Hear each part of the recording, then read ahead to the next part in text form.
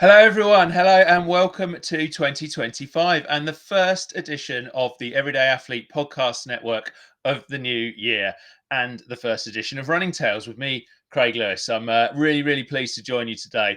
But I have to say, and this is where you have to feel really sorry for me because I've been up for about 40 hours because I had the amazing pleasure of spending New Year over in Bali, which is a wonderful country. I didn't get to do any running out there, but I'm sure there's some fantastic running out there because it's just beautiful. But I am absolutely hopeless at sleeping on planes, trains, automobiles, anywhere apart from my nice, warm, soft bed. And so I just couldn't sleep on the plane at all. So if I'm looking tired, I stumble over my words. You can blame my New Year trip to Bali, but hopefully we'll have another great chat today because we've got a really exciting guest, and I'll tell you a little bit about James McDiarmid and his story before we introduce him in a minute. But I just very quickly wanted to remind you, if you're new to the Everyday Athlete Podcast Network, to what we do at Running Tales of how we work. So we are a collaboration of podcasts, all under the Everyday Athlete Podcast Network banner. And what we basically do is we try to tell the extraordinary stories of everyday athletes, triathletes, and runners. Obviously, with Running Tales, we do runners. In today's case, a joggler. Can you believe it? And we just try and tell their extraordinary stories. We're not really about waffling on and on about VO2 max and all that sort of stuff, which some podcasts are. Absolutely fine. That is hugely important to some people, but we're a little bit more lighthearted here in some cases, and in others we are a little bit more in depth and down and in the dirt on all kinds of subjects, all related to running, of course, but also particularly on Running Tales, we like to get into people's life stories and all that sort of stuff. So anyway, that's a little bit of an explanation of what we do. So I hope you like it, and I hope you're going to give us a nice review and a nice rating at the end, because that helps lots of other people come to the podcast. Anyway, enough of me waffling you on. I told you I had airplane brain anyway. So today's guest is James McDiarmid, and James is somebody who, well, for most people, running a marathon is enough of a challenge, but James has decided he's going to take it one more step further and juggle all the way along.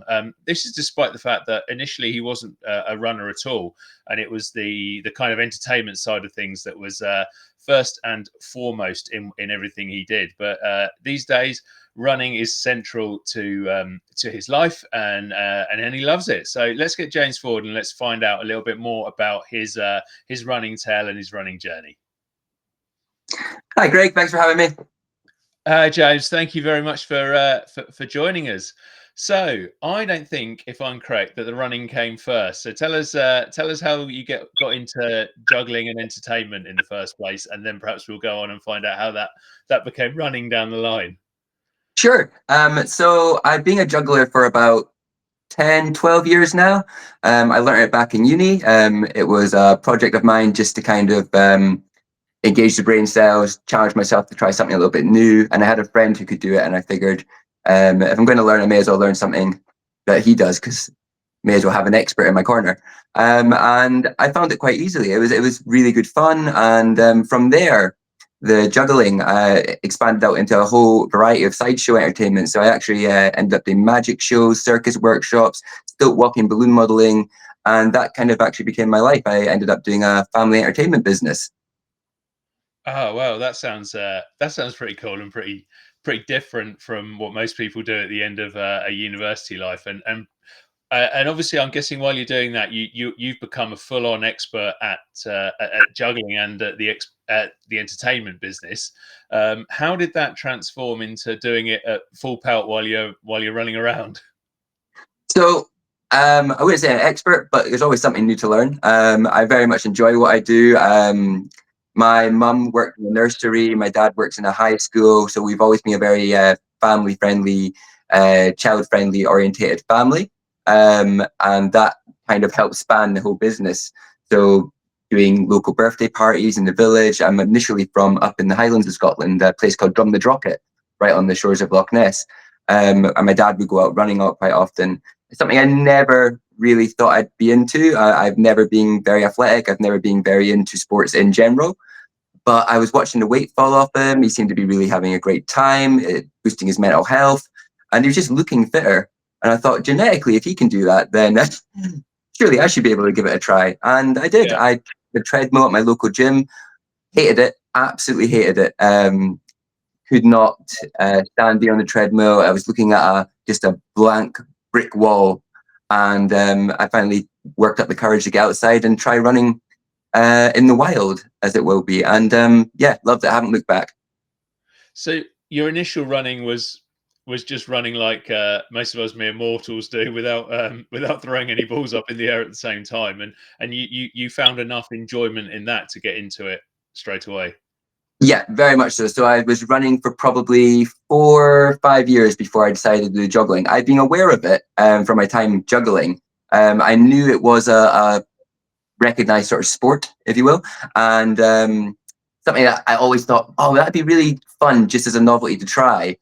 But it was only not until last year when I finally decided to actually give it a go for myself. What was it that kind of gave you that final push to do it? Did you just get to the stage where you're like, do you know what, I've really got to give this a go and see whether I can add these two skills together? Honestly, it was a friend of mine. She was doing a couch to 5K, trying to get herself involved in some running, and I thought, well, I'll join in. I'm not you. I hadn't ever thought about doing sort of 5Ks. I preferred to do sort of longer distances. The 5Ks to me always seemed not really worth the washing at the end of the day. But then I thought, oh, I'll go along to a park run. So I went along to our local Edinburgh park run, and I thought I'll take the balls with me. That'll give me something just to try, a little bit of new motivation. And yeah, it was great fun. It was just so enjoyable. I dropped the balls maybe 15, 20 times, running around Holyrood Park. And yeah, it wasn't as hard as I thought.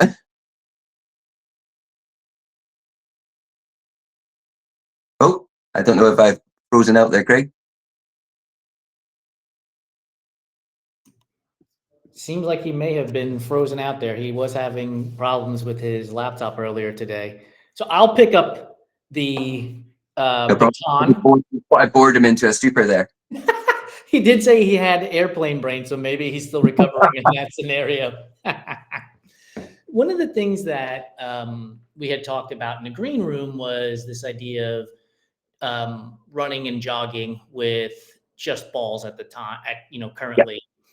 You mentioned that you have jogged with fire and knives. And I kind of want to know, how does one person go from practicing with balls and things that may not hurt you to deciding that, hey, I want to start jogging or start juggling, with fire and knives? Because I'm thinking about an endurance athlete who starts with a 5K and they're like, I can do this. And then they go to a 10K and they're like, I can do this. And they go to the next one. Like, is the progression the same for you when it comes to different items to juggle?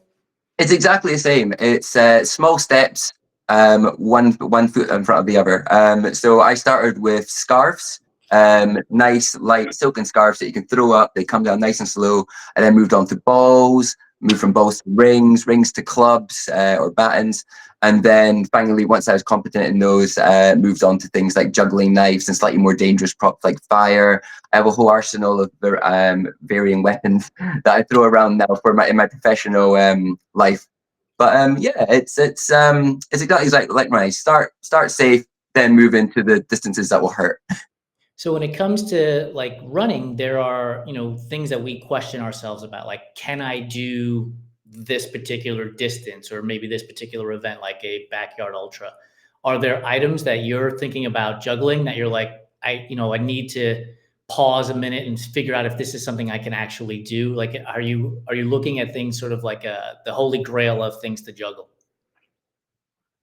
Oh, I mean, the thing I get asked quite often as a juggler in general is whether or not I can do chainsaws. I feel that is the holy grail for most lay people who think, oh, you can juggle, must be able to do chainsaws. I would love to be able to do them. And you do get specially designed juggling chainsaws, which are well balanced and great for the professionals. They're just very heavy. I just don't have the upper body strength for it. So you'll have to go to the gym and do more strength training, which will help you in your running as well. It's a full body workout. I haven't dedicated the time to the arms yet for it. Well, Craig is back, so I will turn the show back over to him. Craig, welcome back. Thank you so much for filling in, Jason. I seem to have managed to have found the millennium bug 25 years late, because we've got a new year and my computer has just completely crashed. The Wi-Fi has entirely disappeared. So apologies all. I hope you can hear me okay and that the audio is all right. But I'm on the trusty mobile phone now. So yeah, we're going to swap that in, and folks will carry on with this. This chat with James, and hopefully I won't repeat all the same questions that Jason's just asked. Yeah, apologies for that, James. I think I left you as I was just asking you about how you made the switch up, I suppose, from doing a bit of running and obviously doing a lot of juggling, and then bringing the two things together.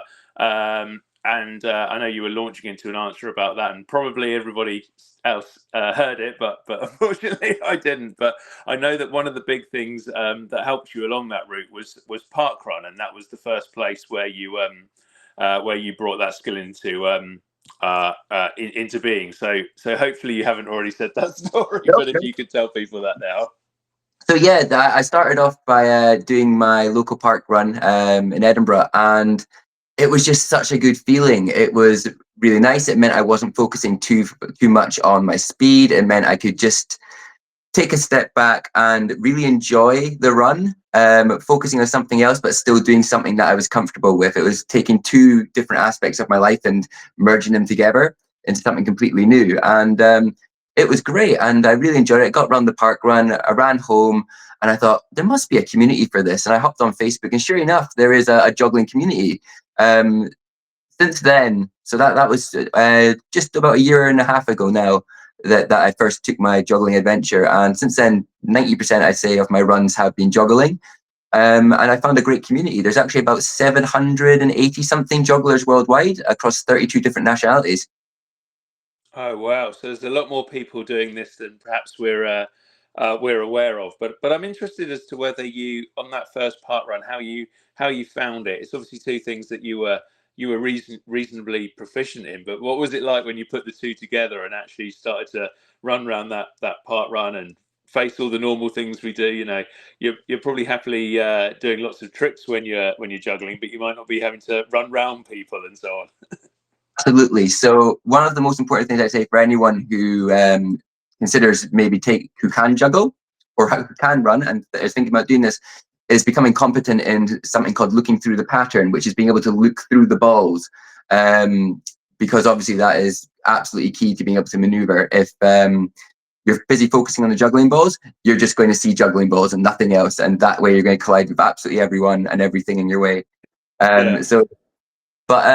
Yeah, I was nervous. I really was. I didn't know how people would react. I didn't know if it's something that the parkrun would allow, just for safety's sake. I was really worried that if I stayed too far in the middle or at the back, I'd bang into people, drop the balls, and then I'd sabotage other people's times, which is something I'm always wary about in races. But yeah, everyone was so welcoming. It was really good fun. I got a chat with people at the end. It's amazing how many people come up and say they can juggle, they'll take the balls, they'll have a shot, and they realize there and then it's like, oh, this might be something I can give a go. And it's really nice to see a community starting to build from it. Yeah, and you mentioned there that since that first part run, you've almost all your runs have been joggling.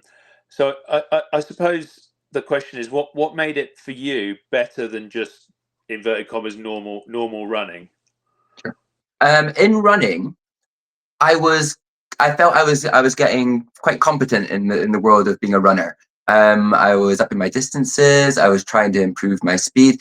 I'd never been one of these people who looked at interval training or speed training, things like that. I was always I thought I can get better by just going out and running. I was very, very naive. But yeah, I'd go out, I'd do my runs, and I'd get better. And I kind of got to a point where I felt I don't think I can push myself any further without maybe hurting myself. So I think the juggling came in just at the right time. It gave me a different aspect to focus on, and it really made me take a wee step back and think, I'm really enjoying what I'm doing. I'm enjoying the running. I can feel the good mentality coming in with all the distances I'm doing, and the juggling side of things. it really does help you sort of zone out. It's quite meditative. Right. Yeah. And I'm just wondering, I mean, obviously you were talking about the business side of things earlier, and you were saying you found it a lot of fun. It's obviously an entertainment business. We can sometimes get a little bit too, or certain of us can get a little bit too serious about our running. And, you know, there's nothing wrong about being an elite runner or about trying to get your best time and PBs and everything every time. But I think sometimes it could, that side of things can sort of take over. It can become quite competitive. And I'm guessing to a degree that this maybe made it more relaxing and more fun for you as well. Very much so. It gave people a nice. I felt, especially in races, I became much more conversational with people. And it was really nice just to give them something else to focus on. And I became almost in a way an aspect of entertainment during the run for them. It's like, come on, guys, don't get overtaken by the juggler. If you think you've got hard, just look at me. You know, just joking along. And the reactions were always just so pleasant, and you'd get to meet such lovely people just chatting with them. And I felt it kind of brought up that little bit more confidence that I have when I'm normally performing that I wouldn't normally have when I'm running a race, because I'd be so focused on just getting that time. Yeah. Yeah. Because, of course, one thing you did do was move on from simply doing park runs, and you started taking on longer distances and bigger joggling challenges, I suppose. Yeah, very much so. So I moved from the park run to a 10K, which was really good fun, and then inevitably half marathon to full marathon. Since then, I've now done, so that was last year. I've now done 3 marathon distances while running and juggling, which was it's so much fun. I get it's a completely different kettle of fish. I've done quite a few marathons over my time as a runner, but doing it with the balls it's just so different. It's a completely different experience.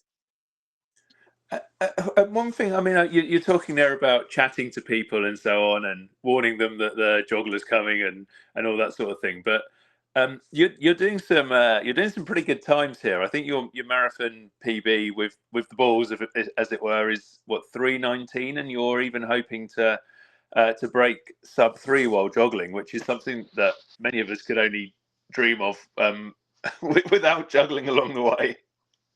So yeah, I've been really lucky in the fact that I think because of the juggling and because I've made a bit of a spectacle of myself with it, and I found this community, it has made me think maybe I could really develop as a runner while doing this. My mum constantly says, you could be so much faster if you stop the juggling. It's like, I know, but I don't think I'd enjoy it as much. Yeah, this year I would love to try and push my training. I've started training with a coach, and now I am looking at things like interval training, tapering, and I'm trying to increase my knowledge as a runner of how to maintain my body and my everyday sort of running training, which has been a really new experience for me as well. Yeah, and I'm quite, because I know nothing about the skill of juggling. I think maybe we all had a little go at school and did it 2 times or something, and that dropped the balls every time, and that was it. But I'm guessing if you're able, when you're running a marathon or when you're running for 3 hours plus or whatever, I mean, how long can you kind of continually juggle if you're not running? Because I'm guessing that's even longer than when you're running. If that makes sense. So I've never timed it actually. I think honestly my longest continuous juggle was probably last year's Loch Ness Marathon. That was my second attempt at Loch Ness while doing the juggling, and it was my first full marathon without any drops. So that was the 3:19. So I'd say 3:19 is my longest consecutive juggle. Yeah, and one question that my wife Michelle actually asked me to ask you was kind of what happens if you do drop the balls. Is there a situation where you obviously don't get disqualified, but you have to No, go we and got a chase lot of them people down the road? asking. There's a lot of people like, oh, if you drop one, do you have to go back to the start? It's like, absolutely not. If you drop one, you stop where you are, you go back to where the drop was, you pick it up, and off you go again. If you drop it, it's not the end of the world. Pick it up, and off you go. Yeah, yeah. And what's the kind of etiquette on the course that you find as you go around? How are other runners with you? I mean, you haven't found anyone yet who's tempted to kind of catch a ball as you run past them and do No, anything like I, that. I get a lot of jokes with people. It's absolutely lovely. You get a lot of the same sort of comments with people saying, "Oh, I couldn't even do that standing still," or "Oh, you know, I thought I was doing really well. Then you caught me." But honestly, it's all very tongue in cheek. Quite a few people do say that, you know, if I want a better time, all I've got to do is just knock the balls out of my hands. Which, Yeah. they're quite, honestly, you're not wrong. I will have to stop. It was last year I was doing a half marathon and I got about 10 feet from the finish line and I dropped all 3 balls. Oh Absolutely. no. Every ball right at the finish line. So it does happen, but you just laugh it off because I think with something like this, if you are taking it very seriously, it defeats the purpose. Mm. If I was going Yeah, around with a serious face, driving for time and really just pushing my way up to the front runners, I don't think there'd be any purpose in it. It wouldn't really serve the point of the idea that you're taking something so silly, or you're taking something so serious as running and your own physical health, and making it a little bit silly and just not taking it that seriously. Mm. I mean, I suppose that's an interesting thing to try and expand out, I guess, into running generally. You know, if people want to try and learn how to juggle and then joggle and so on, then cool, and add to that community. But in general, do you think that there's an advantage to people to just make sure that they have that fun element in their running to keep them going? Really? Absolutely, I think running is one of these things that is personal to everyone. Some people run for charity, for a cause. Some people run for their own health, be it physical or mental. And some people just run because it's something they didn't think they'd ever be able to do. Like, I never thought I'd be a runner ever. And now I'm joggling. So Yeah. as long as you're doing it for the reasons that seem right to you and you're enjoying it, absolutely everyone should do what they want. Hmm. Does your training differ from other people's? Are there other elements to bring in there? And I guess what I'm saying is, I mean, obviously you're training running with the balls and so on, but are there other bits of strength training that you might need to do to make sure that you're, I don't know, having stronger arms to keep the arms in the air for that length of time or So so yeah, on? I don't know. don't do too much strength training. I'm actually, despite all the juggling, I'm actually quite lazy. But I don't do too much strength training. I do every day. I do juggling practice. I actually have weighted 800-gram juggling filled balls, which are really good just for toning and strengthening the arms and helping with the shoulders. Because you'll find, especially when you're doing longer distances, you might get the tension in the shoulders. Yeah. The sore wrists as well, because the balls are coming down. It's just constant impact on those hands. Yeah, yeah, definitely. Well, I know, you know, when you're running a marathon distance and so on, that you will, that there's a point in the race where you'll suddenly realise that although your legs have gone, that your arms are starting to go as well. And I'm guessing that's just exacerbated with what you're doing. Yeah, it does give me something to help shift the focus. If I feel I'm not quite hitting the pace I want, it's like, okay, you know what, no worries. But do you know what? I've not dropped as many times as I did last time, so let's try and keep the drop rate down. It just gives you Yeah, that secondary goals. yeah, yeah. And the park runs are still going as well. I think we had a couple of people on Facebook saying when I kind of mentioned that you were coming on the show, that said they spotted you at the local park run last weekend. Oh, that probably no, that wasn't me. So there is a few of us. Ah, We're up and down the country. There is a good community for it in the UK. yeah.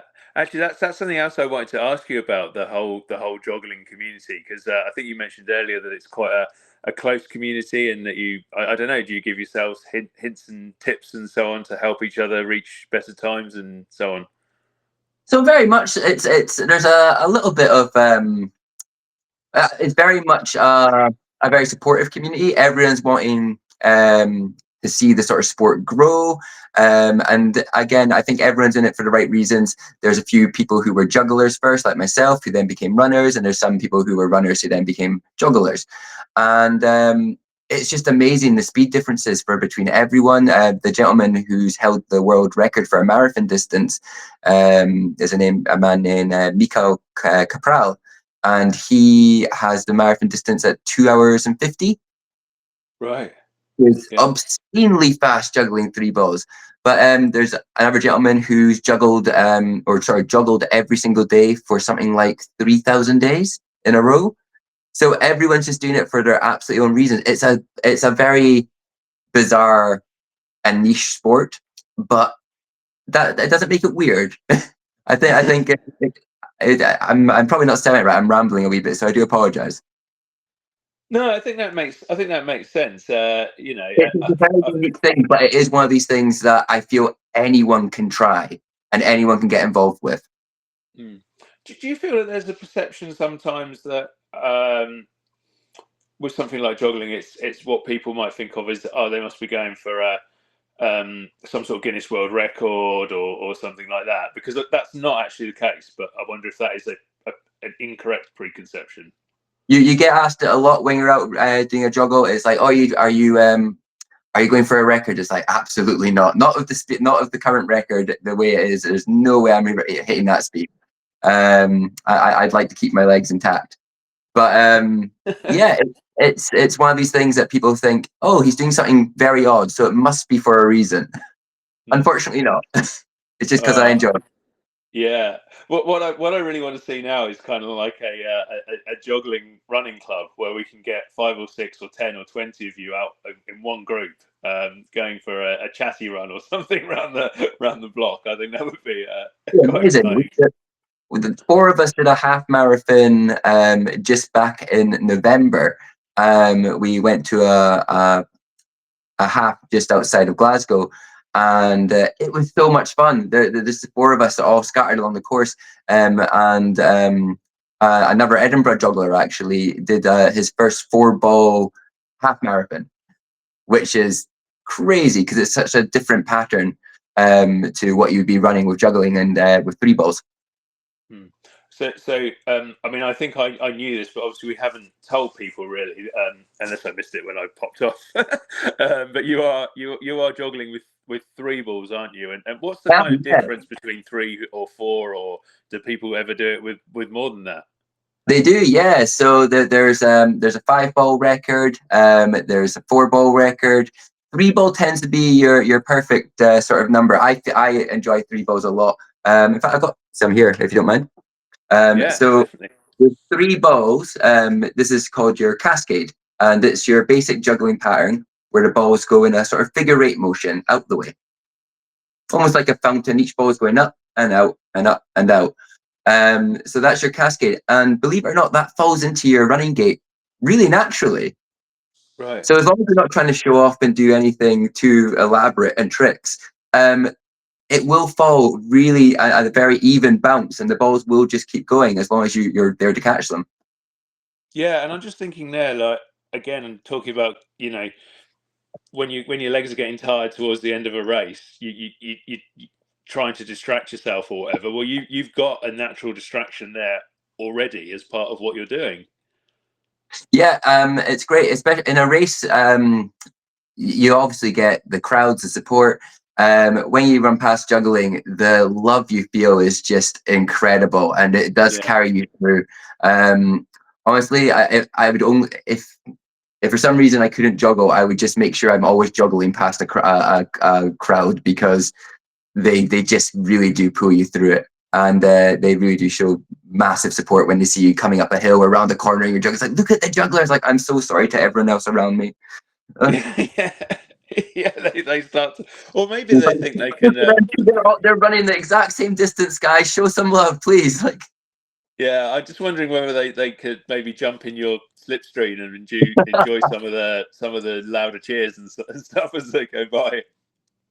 Yeah, it gets embarrassing, but it's very much appreciated.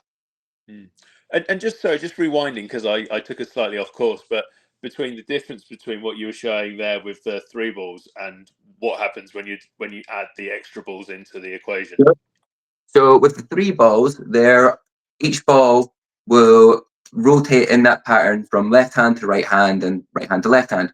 With 4 balls, it's much more. I'll move back for a second. It's 2 in one hand, and that would be in each hand. So it's much more this arrhythmic pattern. So the balls aren't rotating. As you can see, the blue and the pink will stay in my right, and the pink is just going up and down in my left, obviously there'd be a second, fourth ball for that Yeah. pattern. Which, if you're running, it's quite an uneven bounce. You can make it work, but I feel I've tried it myself.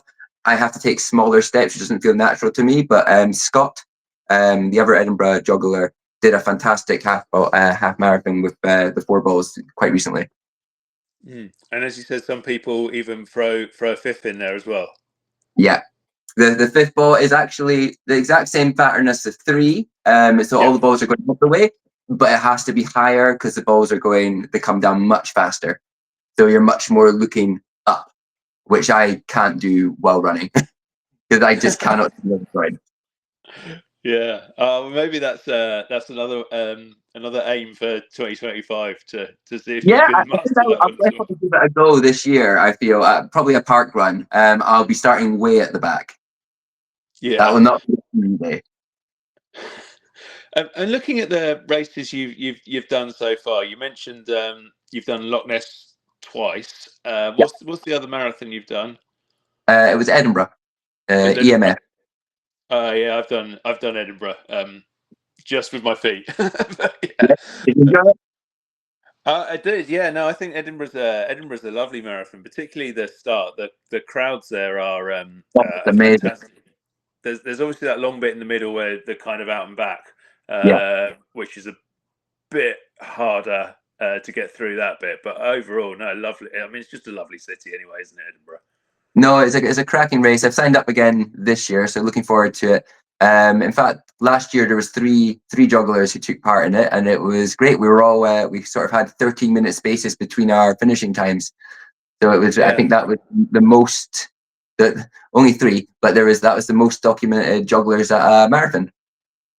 Oh wow. Okay. Oh, that's quite interesting then.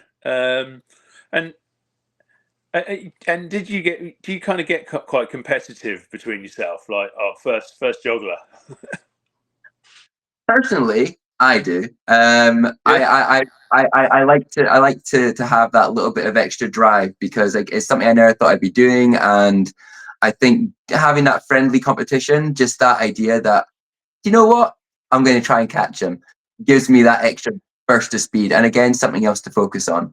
But it's very much lighthearted, and again, we're all completely rooting for each other and supporting each other through it. Yeah. And I'm trying to remember back now because it's a little bit of a while ago since I did it. But I think in general, the terrain on Edinburgh is pretty. The streets are pretty good. It's not too bad. I'm guessing Quite flat, yeah. actually, yeah, that Loch Ness is maybe a bit harder. And does the whole thing become a little bit tougher when you're having to, I guess, look where your feet are falling? So I grew up in the Highlands, so Loch Ness is my homegrown marathon. Yeah. And it was my first marathon ever without the balls. And I was actually faster on the Loch Ness course than I was in the Edinburgh course. I think I'm more used to those sort of rolling hills as opposed to just a solidly flat course. Edinburgh's got a few hills here and there, and it is a cracking course if you want to go for a PB. But just wasn't feeling it on the day. Yeah, yeah. I mean, I guess what I'm thinking is just generally whether I don't know. Imagine if you were to do a trail run or something somewhere where you've really got to look at your feet. That must become I think the main exponentially thing I have harder. an issue with is hills. So if it's Yeah. quite, especially if it's quite a long and steep hill, I miss I lose that drive in the arms. Whereas if you have the balls, you can just power your way up quite naturally. With the balls, I tend to do one of two techniques where I get the balls quite close down so I can kind of just shoulder my way up, or I throw them a little bit higher and just high knees my way up a bit like a gazelle. Yeah. So most of the time, though, it's just get up the hill as quickly as possible and then just enjoy the downhill. Yeah. Oh, well, I think we all tend to try and do that, don't we? So tell us about the training that you're doing now to try and get to, I guess, almost that next level of what you're doing, because I think there was a conscious decision to not. I mean, it was never something which you weren't taking seriously, but I think you decided, look, I'm really going to have a crack at this and see what I can do. Yeah, no, you're actually quite right. I absolutely was not taking it seriously.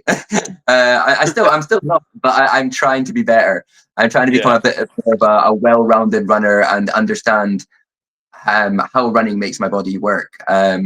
Whereas it used to be just, oh, I'm going to go out for a 15, 20-mile run today, and then tomorrow I'll do it again. Yeah. Which, Yeah. all seemed like a great idea. As long as I wasn't hurting myself, surely it was fine. So now I've got a training plan. I'm starting to get into my rhythm for the training for Edinburgh this year. So I'm doing speed intervals. I'm doing a whole load of VO2 runs and just things that I never knew existed, or knew existed but did not understand. And I'll be honest, I still don't fully understand, but my coach has been fantastic in supporting me through it. Yeah, yeah. Well, I guess that's why why we have coaches existing, so we don't necessarily have to understand it all, but we do it anyway. That's it. Like, whatever she says, I'm just like, okay. Definitely. And I'm always interested in. I think this mainly comes out of my own laziness, because I'm probably still at the stage where you were before. Of I'll just go out and I'll run whatever. I've had training plans, but a lot of it is I fancy running 10 miles today. I fancy running 15. I fancy doing 2. I'm going to do a chassis run. Maybe I'll chuck in the odd fartlet. My wife is a running coach, and so she will make us all do fartlet and hills and so on. But I'm sort of dragged there with my arm behind my back. But I'm so my personal thing is I'm always slightly worried that you add the. I know that they're good things. I've spoken to so many people that I know how they can improve you, and it's kind of obvious, But if you get into the nutrition, you get into the strength, you get into doing a training plan, then we're not trying to get to an Olympics necessarily, most of us. And I'm always a little bit worried that that the danger is that it starts to become a job and that you lose the enjoyment. I don't know how you found that No, balance. no. You hit the nail on the head there, because I was always worried that if I decided to sign up with a coach or try and get a training plan, it would just suck the fun out of the running for me. Because again, I was a bit like yourself, where it's, oh, just finished work, I fancy a good run tonight, or just I fancy a wee scenic route around wherever, and Yeah, that's how I always ran. And then as I started doing more races and I started getting slightly better times, and it started to come a little bit easier, I'm like, I'm actually doing quite well, yeah, just by myself. And then I think that's the thing. We're always striving to be better, and I'm not a massively competitive guy. I'm never going to be an elite. I'm not going to break any world records, but to be able to say I'm pushing myself to get better, it makes me really happy with myself. mm.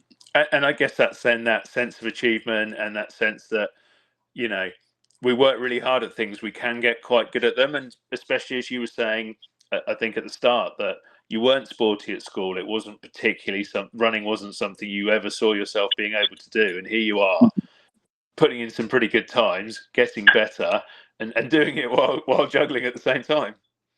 Yeah, it's being able to take two things that I really enjoy and dedicate. But by deciding to go with a coach, I've said I'm going to try and really dedicate some time properly to this and see what happens. If it bears fruit, fantastic. If it doesn't, no harm, no foul. I'll just go back to running. Either way, I'm still getting to do two things that I enjoy. Yeah, yeah. So Edinburgh's coming up. You are presumably training for that at the moment. Are there any other races in the pipeline, or any training races for Edinburgh?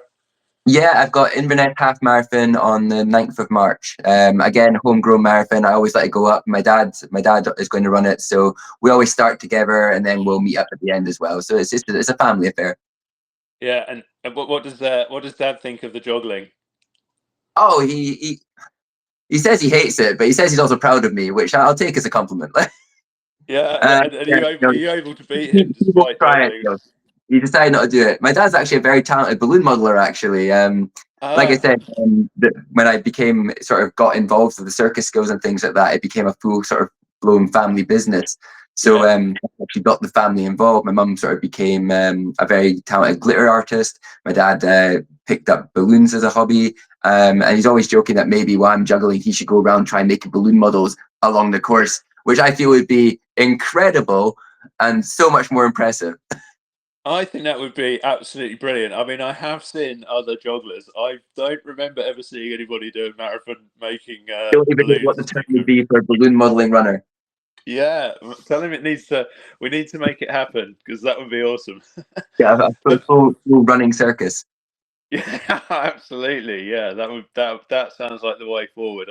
I think that's your way forward. If you can get the full family to go out advertising the business as you go around, then you're going to be made for life. Worth a try. Can you juggle yourself? No, no. Like I said, I think I probably tried a couple of times at school, and I mean, I play a lot of ball sports, particularly cricket. So my hand-eye should, in theory, be okay, but I've never been able to do it. But I suspect I've never been taught the technique, and I'm imagining that technique is probably massively important to it. It's much simpler than you think. A lot of people, where are the balls? They'll come up and say, "Oh, I can juggle too," and they'll do this sort of thing where they pass it across. Yeah. Which it's a pass, it's a shower, it's a type of juggling trick. The main thing you want to get is the correct throw, which is the ball will come up, it'll come up to about your nose level, and then it'll drop back down. So it's just up and down, up and down. If you practice that style of throw, it actually it becomes quite natural. And YouTube is a wealth of knowledge. There's thousands and thousands of tutorials on there, and yeah, it's one of these things that if you can get your head around it, you should be able to pick it up in an afternoon, and then from there on, it's just practicing, and trying to learn to look through that pattern so you can hold a conversation or you can walk around your room without banging into everything. Yeah. And what would you say to anybody who is listening to this, or anyone generally who was thinking that they fancied giving joggling a go, and perhaps starting with 100 meters and then going on to the 5K or whatever they can make? Yep, absolutely. Give it a try. The worst thing that can happen is you drop the balls, and in which case you just bend down, you pick them up, and you keep going. No harm, no foul. And if you enjoy it, that's all that matters. Because at the end of the day, you can't take it too seriously. Yeah, yeah, definitely. And have you found that doing this has helped you within your everyday juggling life, as it were, with the business and with the entertainment that you do? Probably not that much. I don't really advertise the business or anything in conjunction with the juggling. I feel it's just sort of a side effect of Yeah, being able to juggle. It's like, oh, he can run and juggle now. But yeah, I feel it's, like I said, it's quite meditative. It gives you that nice focus, and it does clear the head. It just gives you that moment of clarity where it's like I'm running, it's a full body workout, and I'm out in the fresh air just enjoying what I do. yeah. And just thinking about running generally as a sport. I mean, you again, you started off as somebody who didn't think they'd ever be a runner, despite the fact that your dad did a bit of running and so on. Um, have you been surprised how much you've ended up enjoying running and how much it's become so important in your life? Hugely, absolutely. Like if I could go back maybe 4 or 5 years and see myself and like I run now, they would never believe me because it's so far flung that I was just never a very athletic person. I'd walk a lot, but running was just one of these things that I was never really keen on. I was actually very nervous about people seeing me run. There was always that self-image where if I'm running, I didn't want people to see me sweating and making a bit of a spectacle of myself. And now I've kind of gone the completely other end where I've just completely embraced it. And now I'm nothing but a spectacle. Yeah, I mean, I'm always interested I speak to so many people who do this and have done some amazing things in their running, and so many of them say how it was a chore at school, or they're embarrassed to run at school, and I'm just wondering what your thoughts are. Running's one of the most natural things in the world for us as mankind or whatever. I just wonder why we can't seem to persuade people to naturally to do it at school or as we're growing up? Because we probably are all doing it, but formally we kind of don't fancy it, do we, until later normally? I think it's one of these mindsets where a lot of people see running as boring because there's no real goal to it. If you're not racing, you're just running, and that seems to sort of flummox quite a few people. Because I've had a few people to tell me who I know would be fantastic runners. They do a lot of walks and things, but the idea of running X amount of miles just does not compute with them. And I think it is just that there's no purpose. But I like I said, like you know yourself, once you start, it's very addictive and it's very refreshing as well. It's just getting those first few steps out the door. Yeah, yeah, 100%. And what would you say have been the biggest benefits for you of getting involved in the sport? Definitely health, physical health. I'm much healthier than I have any right to be, despite because I mean, if I didn't run, I would be massive. The amount of pizzas and things I eat is quite embarrassing. But Carbs are good. Carbs are good when it comes to running. that porridge, right? Yeah. But if I didn't have running, I would be massive. I would be absolutely massive. But it makes me it's very good for the mental health, and it's helped me when I moved down to Edinburgh to explore and find new places as well. It built up that internal map that I have of the city, because I would just go out, and it was during lockdown as well, so being able to go out for those runs and just take a bit of fresh air in and I've not run right off my flat today, so I'm going to go see where that goes, and then do sort of a left right game, just keep turning and finding out where I'm going and making a bigger map and discovering new things as well, just that sense of exploration.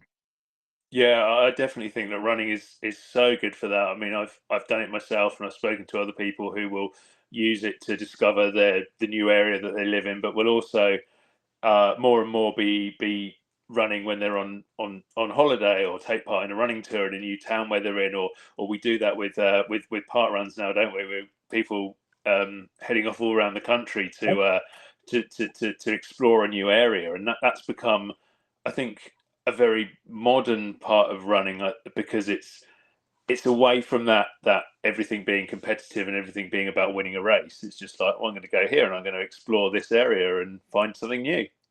Yeah, just doing it for yourself, and I think that's the thing. You're running for you, and you're just getting out, and yeah, it's a bit of time for you to be with your own thoughts, and I think that puts a lot of people off. But if you can get your head around it, I think that's one of the major benefits of running, is being able to just be alone with your thoughts. Yeah, I mean, I would tend to, sometimes I will go out and get lost with my own thoughts. I do, and I guess I ought to as a podcast host. I do tend to listen to podcasts and sometimes music quite a lot while I'm out there, to use that as a chance to concentrate on all those things I don't necessarily have enough time on. Which brings me on to one question that I do like to, on occasion, ask guests, and it's mainly because we've one of the other podcasts that we've got on the network with Om Gandhi and Joe Harden is What's in Your Earbuds, where they talk about all the music that they listen to generally and that they listen to when they're running. So I don't know if you managed to add a third string to your bow and listen to anything while you're out joggling at all. So when I started in the juggling, I took a step back from listening to anything while running, because I wanted to be very much aware of my surroundings, especially when city running. I've got to be aware of traffic, bikes, pedestrians. So I was running without the earphones, which was a bit of a strange one for me as well, because I was so used to running with music as a runner in general. Now I've started getting back into it. I have the shocks, so it's got the bone conductor, so I can hear the world around me, which is really great. And I listen to a mix of things. Podcast wise, I've been listening to Rob Dial, the Mindset Mentor, which is really interesting. And music wise, I like a bit of sort of folk rock, things like that, a bit of Mumford and Sons, something of a bit of a beat, bit of country feel to it. Oh, fantastic! Well, they have a What's in Your Earbuds playlist as well on Spotify, so you have Oh, to yeah. you have to check that out. But I will. if you've got a couple of suggestions that, for that, then I know they'll definitely add it on there as well. It's one of the most eclectic playlists I've ever heard, because it's come from so many different people, and I think you've got everything on there from heavy metal and heavy rock Oh, to great. some quite soft stuff to cards. I think the DuckTales theme tune is probably the maddest tune on there, but Brilliant. there are Honestly, some other ones. that's how I discover new music. Is I'll go out if I've got Yeah. headphones, just put Spotify, suggest a playlist to me, and just run, because it's the best way to discover it. Yeah, definitely. I like to listen to new stuff. I have to admit that I don't listen to music so much because I got into a really bad habit of listening to sort of, I suppose, more up tempo music, and then you try and run PBs every time you step outside the door, and you end up getting injured every 2 minutes. So the podcasts, combined with kind of doing a bit of trail running, have managed to quite effectively slow me down. Which initially had the benefit of stopping me getting injured all the time, but also then had that bizarre thing where you run longer and slower, and suddenly you come to do a race. And I don't know if you found this, but you sort of suddenly crack out a PB from nowhere, despite having been running really slowly. And it's one of the strangest things in our sport, isn't it? It is like some days you just feel like, "Oh, I'm not hitting it today," and then you finally get to the finish line. It's like I was flying. I was Yeah. absolutely flying. I wasn't feeling it. I feel like those are the bad days, because you could have done better. Yeah, definitely. And but I think again in races, the crowds that you mentioned earlier are such a big part of that, aren't they? And I mean, you mentioned Edinburgh. The crowds there were superb. Absolutely Yeah, amazing. Couldn't have done it without them, because it's so nice to see how many people will come out and support their loved ones and just give it 110%, like the cheers, like the shouts, and just the support for people they do not know for hours on end. It's amazing. That is an endurance sport in itself. Like, yeah. Well, I supported my wife when she did London a couple of years ago, 2023, and it's a long old day navigating the tubes and pushing your way through the crowd. So yeah, I always admire those people who are out there watching the marathon runners.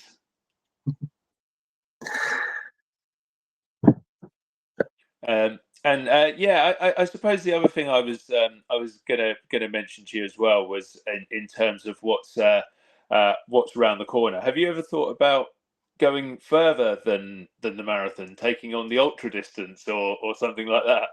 I would love to. I really would. I've got an ultra on my bucket list. There's a Glasgow to Edinburgh along the canal route, Yeah. which is 59-ish miles, I believe. So it's not huge, but it's not short either. It's just having the time to get that training in, because an ultra requires a lot of training. Oh yeah, definitely. Especially if the further you go along it, I think it takes longer as well. And I guess one of the fun things about an ultra is, well, again, I suppose it depends on what time you're going to do it, but a lot of people will grab something at the aid station and munch on a bit of food as they go along. If you're joggling, I suppose that's probably not going to be happening, is it? Well, I'm sure I would allow myself a few pit stops. But yeah, it's the training. The training is currently putting me off. This year, I'm going to be trying to focus on trying to get close to 3 on a marathon, and then Yeah. we'll see what next year brings. And maybe I'll be ultra training by then.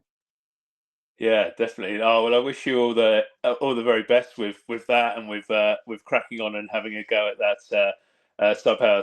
sub 3 hour marathon while joggling, which I think is superb. And if you get that sub 3, you're not that far off the 250. You never know. That's it. That's it. I've shaved a good few minutes off since my last marathon, so we'll see how it goes. It's just, again, being that consistent, and 1 or 2 less pizzas. Yeah. And if people are wanting to look out for you while you're doing your training runs or any other events or local park runs, where do they need to sort of, without stalking you, where do they need to sort of have a look out if they want to see the joggler in action? Oh, well, I run around Edinburgh quite frequently. You can usually catch me going up and down the Innocent Railway or out at one of the park runs, Portobello, Cramond, or Holyrood. And like I said, I'll be up at Inverness half in March, and then I'll be in Edinburgh in July. Fantastic. Well, James, good luck with all those events. Good luck with the joggling. I hope, and I'm sure you have inspired a few other people to give it a go as well, because it sounds like it definitely sounds like a lot of fun. And thank you so much for joining me today on the Running Tales podcast. Thank you so much for having me. It's been an absolute pleasure. Great stuff. Folks, I hope you enjoyed James's story as much as I did. If you did, it's really, really important for us on Running Tales on the Everyday Athlete Podcast Network that you give us a positive, a 5-star rating wherever you listen. Give us a nice review. That would be absolutely amazing, because it does make a huge difference.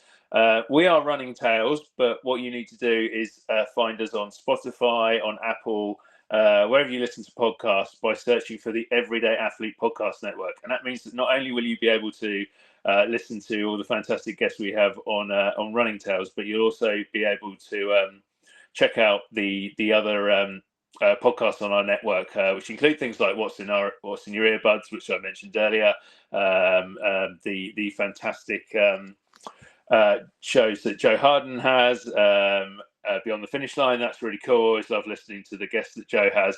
Loads and loads of other stuff as well.